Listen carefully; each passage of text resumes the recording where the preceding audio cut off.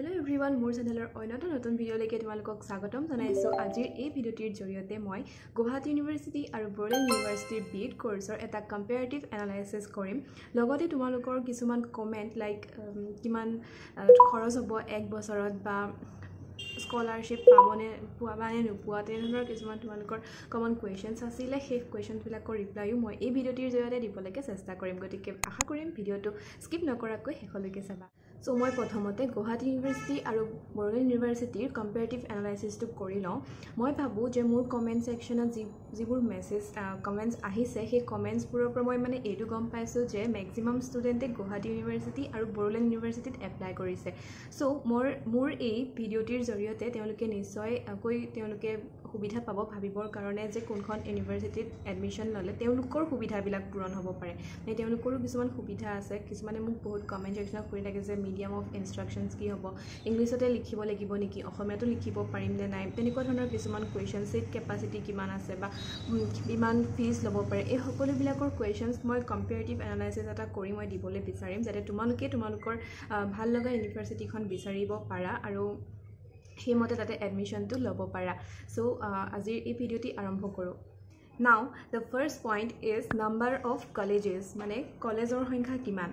গুৱাহাটী ইউনিভাৰ্চিটিত total BEd কলেজৰ সংখ্যা আছে 38খন, মানে এফিলিয়েটেড বিএড কলেজৰ সংখ্যা আছে 38খন। আনহাতে বড়োলেণ্ড ইউনিভাৰ্চিটিত টোটেল কলেজৰ সংখ্যা মানে বিএড কলেজৰ সংখ্যা আছে 7খন আৰু ইয়াৰে 5খন গভৰ্ণমেণ্ট কলেজ আৰু বাকী 2খন হৈছে প্ৰাইভেট কলেজ। ছেকেণ্ড পইণ্টটো হৈছে ছিট কেপাচিটি। গুৱাহাটী ইউনিভাৰ্চিটিৰ আণ্ডাৰত 38খন বিএড কলেজেছ থকাৰ বাবে ইয়াৰে ছিট কেপাচিটিৰ সংখ্যাটো বেছি। আনহাতে বড়োলেণ্ড ইউনিভাৰ্চিটিত মাত্ৰ 7খন বিএড কলেজ থকাৰ বাবে ইয়াৰ ছিট কেপাচিটিৰ সংখ্যা অলপ কম। কিন্তু গুৱাহাটী ইউনিভাৰ্চিটিত মেক্সিমাম প্ৰাইভেট কলেজেছ আছে, তাতে গভৰ্ণমেণ্ট কলেজৰ সংখ্যা বেছি নাই। কিন্তু বড়োলেণ্ড ইউনিভাৰ্চিটিত মেক্সিমাম গভৰ্ণমেণ্ট কলেজ আছে আৰু প্ৰাইভেট কলেজ মাত্ৰ 2খনহে আছে। চ' তোমালোকে গুৱাহাটী ইউনিভাৰ্চিটিৰ আণ্ডাৰত যেতিয়া তোমালোকে কম মাৰ্কছ পাবা, মানে ৰেংক লিষ্টখনত যদিও তোমালোকৰ ৰেংকটো যদিও পিছফালে আছে, তোমালোকে কম মাৰ্কছ পাইছা, তথাপি তোমালোকৰ এইটো চান্স থাকিব তোমালোকে প্ৰাইভেট কলেজত পাই যোৱা।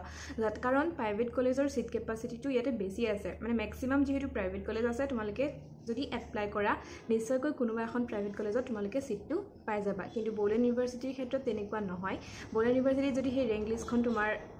তোমাৰ নামটো আহে তেনেহ'লে তোমাৰ মেক্সিমাম চান্স থাকে তাতে গভৰ্ণমেণ্টত কেনেবাকৈ ছিটটো পাই যোৱাৰ, মানে পায়ে যায় মেক্সিমামে। আৰু যিবিলাকে নিজৰ ঘৰৰ ওচৰতে বিচাৰে, মানে কিছুমানে চইচ কৰে ন যে বাহিৰত দূৰত গৈ গভৰ্ণমেণ্টত পঢ়াতকৈ ঘৰৰ ওচৰৰ প্ৰাইভেটখনতে পঢ়োঁ। চ' সেনেকুৱা ক্ষেত্ৰত তেওঁলোকে কিছুমানে প্ৰাইভেটতে এডমিশ্যনটো লৈ লয়, বাট এইটো গভৰ্ণমেণ্টত পোৱাৰ চান্স মেক্সিমাম থাকে বড়োলেণ্ড ইউনিভাৰ্চিটিৰ আণ্ডাৰত। থাৰ্ড পইণ্টটো হৈছে কোৰ্ছ পেটাৰ্ণটো। গুৱাহাটী ইউনিভাৰ্চিটিৰ কোৰ্ছ পেটাৰ্ণটো কি হয়, ইয়েৰলি হয়, বাট বড়োলেণ্ড ইউনিভাৰ্চিটিৰ কোৰ্ছটো ছেমিষ্টাৰ ৱাইজ হয়। মানে আমি সকলোৱে জানো যে বিএড কোৰ্ছটো 2 বছৰীয়া হয় আৰু সেই 2 বছৰীয়া বিএডৰ গুৱাহাটী ইউনিভাৰ্চিটিত এক্সাম যে আমাৰ ফাইনেল এক্সাম দিব লাগে, সেই এক্সামটো ইয়েৰলি দিব লাগে। মানে আমাৰ যেনেকৈ আগতে স্কুলত যেনেকৈ বছৰেকীয়া পৰীক্ষা পাতে ফাইনেল ইয়েৰ এক্সাম, চ' সেনেকুৱাকৈ তোমালোকে ফাৰ্ষ্ট ইয়েৰ ফাইনেল এক্সাম দিব লাগিব আৰু ছেকেণ্ড ইয়েৰ ফাইনেল এক্সাম দিব লাগিব গুৱাহাটী ইউনিভাৰ্চিটিত। মানে তোমালোকৰ এবছৰত এটাই ফাইনেল এক্সাম হ'ব, ঠিক আছে। বাট বড়োলেণ্ড ইউনিভাৰ্চিটিৰ আণ্ডাৰত 4টা ছেমিষ্টাৰ যিহেতু থাকে, মানে তোমালোকে 2 বছৰত 4টা ছেমিষ্টাৰ পঢ়িব লাগিব আৰু প্ৰত্যেকটো ছেমিষ্টাৰে ফাইনেল এক্সামিনেশ্যন হ'ব। First semester examination, second semester examination, so' 4টা ছেমিষ্টাৰ দিব লাগিব। সেইটো হৈছে ডিফাৰেঞ্চ, যে গুৱাহাটী ইউনিভাৰ্চিটিত 2 ইয়াৰ্ছ থাকে আৰু আনহাতে বড়োলেণ্ড ইউনিভাৰ্চিটিত 4 ছেমিষ্টাৰ্ছ থাকে। ফ'ৰ্থ পইণ্টটো মই যিটো মেনশ্যন কৰিব বিচাৰিছোঁ সেইটো হৈছে মিডিয়াম। গুৱাহাটী ইউনিভাৰ্চিটিত বোথ ইংলিছ আৰু আছামিজ মিডিয়ামত তোমালোকে লিখিব পাৰিবা, মানে তাতে 2টা মিডিয়ামৰে ফেচিলিটিটো আছে। কিন্তু বড়োলেণ্ড ইউনিভাৰ্চিটিৰ আণ্ডাৰত অনলি ইংলিছ মিডিয়ামতহে তোমালোকে লিখিব লাগিব। ইয়াতে অসমীয়া মিডিয়ামৰ কোনো ফেচিলিটি নাই। তোমালোকে মোক বহুতে কমেণ্ট ছেকশ্যনত সুধি আছিলা যে বড়োলেণ্ড ইউনিভাৰ্চিটিত আছামিছত বিএড কৰিব পাৰিনে নোৱাৰি, মানে আছামিছত লিখিবৰ কাৰণে। চ' ইয়াৰ এনচাৰটো তোমালোকে হয়তো ইতিমধ্যে পাই গৈছা যে বড়োলেণ্ড ইউনিভাৰ্চিটিত অনলি ইংলিছতহে তোমালোকে লিখিব লাগিব। কিন্তু গুৱাহাটী ইউনিভাৰ্চিটিত বোথ মিডিয়াম তোমালোকে ল'ব পাৰা, মানে তোমালোকে যদি ইংলিছত লিখি ভাল পোৱা তেন্তে ইংলিছত কৰিব পাৰা, যদি আছামিছত তোমালোকে জানা তেনেহ'লে তোমালোকে আছামিজটো প্ৰিফাৰ কৰিব পাৰা নেক্সট 5th পইণ্টটো হৈছে ফি ষ্ট্ৰাকচাৰ গুৱাহাটী ইউনিভাৰ্চিটিৰ আণ্ডাৰৰ বি এড কলেজত যেতিয়া তোমালোকে এডমিশ্যন ল'বা সেইটো গভৰ্ণমেণ্টেই হওক বা প্ৰাইভেটেই হওক সেইটো ফি ষ্ট্ৰাকচাৰটো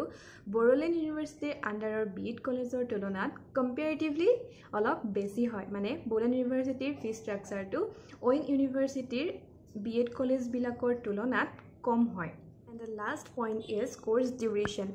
গুৱাহাটী ইউনিভাৰ্চিটিৰ যেহেতু ইয়াৰলি হয় এক্সামিনেশ্যনটো মই তোমালোকক অলৰেডি মেনশ্যন কৰিছোঁ তাতে অলপ শিকিবলৈ বা পঢ়িবলৈ অলপ টাইমটো বেছিকৈ পায় কাৰণ ইয়াৰ একদম গোটেই বছৰটোৰ শেষতে সিহঁতৰ এক্সামটো হয় গুৱাহাটী ইউনিভাৰ্চিটিৰ আণ্ডাৰৰ কলেজবিলাকত গতিকে কি হয় যে এক্সাম প্ৰেছাৰটো অলপ কমি থাকে কাৰণ বছৰত এটাই এক্সাম দিব লাগে গোটেই বছৰটো বেলেগ এক্সামৰ সেনেকৈ টেনশ্যন নাই চ' সেইটো এটা ভাল হয় বাট বড়োলেণ্ড ইউনিভাৰ্চিটিৰ আণ্ডাৰত কি হয় 4টা যিহেতু ছেমিষ্টাৰ চ' ছেমিষ্টাৰ এক্সাম আহি থাকে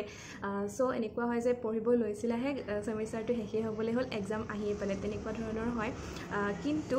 যিহেতু ছেমিষ্টাৰ ৱাইজ হয় গতিকে ইয়াতে চিলেবাছটো অলপ কমকৈ থাকে গুৱাহাটী ইউনিভাৰ্চিটি আণ্ডাৰৰ কলেজতকৈ মানে ছেমিষ্টাৰ ছেপাৰেট ভাগ হৈ থাকিলে অলপ বস্তুবিলাক কমি যায় চ' মাৰ্কছ স্ক'ৰ কৰিবলৈ ইজি হয় আজিৰ যুগত বি এড কৰ্চটো ইম্পৰ্টেণ্ট হৈ পৰিছে কাৰণ বি এড কৰ্চৰ জৰিয়তে তোমালোকে যে অকল শিক্ষকেই হ'ব পাৰিবা সেনেকুৱা নহয় শিক্ষকটো হৈছে এটা প্ৰাইমাৰী অপশ্যন বাট তাৰোপৰি বহুত কিছুমান অপশ্যনছ আহি যায় ইয়াৰ লগতে যেতিয়া তুমি বি এড কৰি যেতিয়া আকৌ MA কৰা তেতিয়াহ'লেতো তোমালোকে ডায়েটবোৰৰ লেকচাৰাৰ হ'ব পাৰা বা বি এড কলেজবিলাকৰ লেকচাৰাৰ হ'ব পাৰা আৰু লগতে কাৰিকুলাম ডেভেলপাৰ বা এডুকেশ্যনেল বা একাডেমিক যিবিলাক এক্সপাৰ্ট থাকে বা কনচালটেণ্ট থাকে লগতে তোমালোকে যেতিয়া টিচাৰ হ'বা তাৰপিছত 10 বছৰৰ এক্সপিৰিয়েঞ্চৰ পিছত তোমালোকে IAS হ'ব পাৰা গতিকে এনেধৰণৰ বহুত কিছুমান কেৰিয়াৰ ফেচিলিটিছ বা কেৰিয়াৰ অপশ্যনছ আহি পৰে বি এড কৰ্চটো কৰিলে চ' বি এড কৰ্চটো যদি তোমালোকৰ কৰিবলৈ মন আছে নিশ্চয়কৈ যদি গভৰ্ণমেণ্টত পাইছা গভৰ্ণমেণ্টতে লৈ ল'বা আৰু প্ৰাইভেটত পালেও তোমালোকে নিশ্চয়কৈ হয়তো লৈ লোৱাটো ভাল বুলি মই ভাবোঁ যদি তোমালোকে পাৰা সেইখিনি এফৰ্ড কৰিবৰ কাৰণে তেনেহ'লে নিশ্চয়কৈ লৈ ল'বা কাৰণ বি এড কৰ্চটোৰ বৰ্তমান সময়ত ইম্পৰ্টেঞ্চ বহুত বেছি হৈ পৰিছে কিন্তু এইটো চাই ল'বা যে সেই বি এড কলেজখন যাতে NCT ৰিকগনাইজড হয় NCT ৰিকগনাইজড হ'লেহে সেই বি এডটো ভেলিড বুলি ধৰা হয় নহ'লে বি এড কৰ্চটো ইনভেলিড বুলি ধৰা হয় চ' NCTটো ইম্পৰ্টেঞ্চ হয় বাকী গভৰ্ণমেণ্ট বা প্ৰাইভেট সেইটো তোমালোকে নিজৰ সুবিধা মতে লৈ ল'বা চ' লাষ্টত মই এইটো ক'ম যে মই যিহেতু লাষ্ট ইয়েৰ গুৱাহাটী ইউনিভাৰ্চিটি আৰু বড়োলেণ্ড ইউনিভাৰ্চিটি দুইটাতে এণ্ট্ৰেঞ্চ দিছিলোঁ আৰু দুইটাতে মই ভাল ৰেংক পাইছিলোঁ বড়োলেণ্ড ইউনিভাৰ্চিটিৰ ৰেংকটো অলৰেডি মই আগৰ ভিডিঅ'ত মেনশ্যন কৰিছোঁ তোমালোকে গমেই পাইছা গুৱাহাটী ইউনিভাৰ্চিটিৰ আণ্ডাৰতো মই ভাল ৰেংকেই পাইছিলোঁ আৰু গভৰ্ণমেণ্ট কলেজত ছিট পাইছিলোঁ কিন্তু যিহেতু মোৰ হোম টাউন মৰিগাঁও হয় আৰু মৰিগাঁৱত যিখন ডায়েট আছে মৰিগাঁও ডায়েটখন সেইখন বড়োলেণ্ড ইউনিভাৰ্চিটিৰ আণ্ডাৰত হয় আৰু মোৰ ঘৰৰ ওচৰতে হয় চ' মই এইটো প্ৰিফাৰ কৰিলোঁ যে মই মৰিগাঁও ডায়েটত এডমিশ্যনটো ল'ম বুলি কাৰণ গুৱাহাটী ইউনিভাৰ্চিটিৰ ইয়াতে গভৰ্ণমেণ্ট কলেজ নাই আমাৰ মৰিগাঁৱত গভৰ্ণমেণ্ট কলেজ নাই ইয়াতে যিখন আছে সেইখন গুৱাহাটী ইউনিভাৰ্চিটিৰ আণ্ডাৰত প্ৰাইভেট বি এড কলেজ আছে চ' গভৰ্ণমেণ্টত যদি পোৱা যায় অভিয়াছলি ওচৰত থকা গভৰ্ণমেণ্টখনতো সেইটো ইউনিভাৰ্চিটি অভিয়াছলি মই ফেভাৰ কৰিম বা প্ৰিফাৰ কৰিম গতিকে মই ইয়াতে গভৰ্ণমেণ্টৰ এইখনতে মই এডমিশ্যনটো লৈ ল'লোঁ বাকী তোমালোকেও চাই লোৱা যদি তোমালোকে সকলোতে যদি কিছুমানে চবতে পাব এডমিশ্যন অভিয়াছলি মানে চিলেকশ্যন চবতে হ'ব চ' সেইটোৱেই আৰু যে ঘৰৰ ওচৰত থকাখন বেছি হয় কাৰণ খৰচ পাতিৰো কথা আছে ঘৰৰ ওচৰতে হ'লে খৰচটো নিশ্চয়কৈ সেইটো কমি যায় অ'কে খৰচৰ কথা কওঁতে তোমালোকৰ মোৰ এইটো কথালৈ মনত পৰিছিলে যে তোমালোকে বহুতে মোক সুধি আছিলে যে বড়োলেণ্ড ইউনিভাৰ্চিটিৰ আণ্ডাৰৰ 1 ইয়েৰত যদি বি এড কৰা মানে বি এড যদি কৰা তেনেহ'লে 1 ইয়েৰত টোটেল খৰচ কিমান হ'ব চ' মোৰ এনচাৰটো এইটো হৈছে যে বি এড কৰিবলৈ মানে তোমালোকৰ কেতিয়া খৰচ হয় তোমালোকৰ এডমিশ্যনৰ টাইমত খৰচ হয় ৰাইট নেক্সট হ'ব তোমালোকৰ ৰেজিষ্ট্ৰেশ্যনৰ টাইমত থাৰ্ড হ'ব তোমালোকৰ যিবিলাক এক্সামিনেশ্যন ফিজ থাকে প্ৰত্যেকটো ছেমিষ্টাৰে এক্সাম আহিব সেই এক্সামিনেশ্যন বিলাকত তোমালোকে ফৰ্ম ফিল আপ কৰিব লাগিব তাতো তোমালোকৰ খৰচ হ'ব চ' মই বেলেগৰ এক্সাম্পল ইয়াতকৈ মই ডায়েট মৰিগাঁৱত যিহেতু বি এড কৰি আছোঁ চ' মই ইয়াৰে এক্সাম্পলটো দি দিব পাৰিম ইয়াতে এডমিশ্যন ফিজটো 14,000 ফাৰ্ষ্ট ইয়েৰ এডমিশ্যনটো আৰু তাৰ লগতে ৰেজিষ্ট্ৰেশ্যন ফিজটো যদি তুমি অন্য ইউনিভাৰ্চিটিৰ পৰা আহিছা মানে বৰ্তমান বড়োলেণ্ড ইউনিভাৰ্চিটিত মই এতিয়া বি এড কৰি আছোঁ যদি মোৰ আগৰ ইউনিভাৰ্চিটিখন বেলেগ আছিলে বড়োলেণ্ড ইউনিভাৰ্চিটিৰ বাহিৰে তেন্তে নিশ্চয়কৈ মই ইয়াত আকৌ ৰেজিষ্ট্ৰেশ্যন কৰিব লাগিব এইখন ইউনিভাৰ্চিটিত চ' সেইটোৰ এটা এক্সট্ৰা ফিজ লয় সেইটো 12,000 বা 13,000 তেনেকুৱা ধৰণৰ ৰেজিষ্ট্ৰেশ্যন ফিজটো আহে সেইটো যিটো অলপ বেছি হয় অ'কে নেক্সট তোমাৰ এক্সামিনেশ্যন ফিজটো সেইটো 3,000 মানকৈ পৰিব প্ৰত্যেকটো ছেমিষ্টাৰত চ' তোমালোকে সেইখিনি কেলকুলেশ্যন কৰি ল'বা যে টোটেল কিমান খৰচ হ'ব বাকী চিমিলাৰলি ছেকেণ্ড ইয়েৰতো আকৌ তোমালোকে এডমিশ্যনটো ল'ব লাগিব আমাৰ বড়োলেণ্ড ইউনিভাৰ্চিটিৰ ছেকেণ্ড ইয়েৰ মানে থাৰ্ড ছেমিষ্টাৰত চ' সেইটো এডমিশ্যনটো ফিজটো মানে ফাৰ্ষ্ট ইয়েৰ এডমিশ্যনতকৈ অলপ কম হয় ধৰি লোৱা যদি তোমাৰ 12,000 আছিলে ফাৰ্ষ্ট ইয়েৰত তেনেহ'লে ছেকেণ্ড ইয়েৰত সৰি যদি ফাৰ্ষ্ট ইয়েৰত 14,000 মান আছিলে তেনেহ'লে ছেকেণ্ড ইয়েৰত 12,000 মান হ'ব ওকে হেনেকুৱাকে মানে অলপ খৰচটো কমে আৰু বাকি এডমিশন বাকি যেটো এক্সামিনেশন ফিজ হেতু পে কৰিব লাগিব আৰু সেকেন্ড ইয়াৰটো ৰেজিষ্ট্ৰেচনৰ কথা ৰেজিষ্ট্ৰেচন এবাৰে হয় সো হিমানখিনিয়ে তোমালোকৰ টোটাল খৰচ বাকি তোমালোকে যদি ঘৰৰ পৰা দূৰত মানে পিজি বা হোস্টেল তেনেকে কিবা ল'ব বিচাৰিছা তেনেহলে অবিয়াসলি হেতুৰ খৰচটো এক্সট্ৰা হ'ব বাট যদি ঘৰৰ ওচৰতে কৰা তেনেহলে একো প্ৰবলেম নাই এনেকুৱা একো বেলেগ বাহিৰা খৰচ আহি নপৰে সো তোমালোকে হেখিনি নিজে নিজে ক্যালকুলেশন কৰি ল'বা ঠিক আছে মই জাস্ট ভাঙি দিছো যে ক'ত কিমান কি খৰচ হ'ব পাৰে আৰু এটা কমেন্ট তোমালোকে কমেন্ট সেকশনত জনাই থৈছিলা যেটো এনসাৰ মই এতিয়া দি দিও যে তোমালোকে স্কলাৰশিপৰ কথাটো সুধিছিলা যে স্কলাৰশিপ পাবনে নাপায় যদি তোমালোকে গভৰ্নমেন্ট কলেজত বিএড কৰা তেনেহলে তোমালোকে সুবিধাটো পাবা স্কলাৰশিপৰ কিন্তু যদি প্ৰাইভেটত কৰা তেনেহলে সুবিধাটো নোপোৱা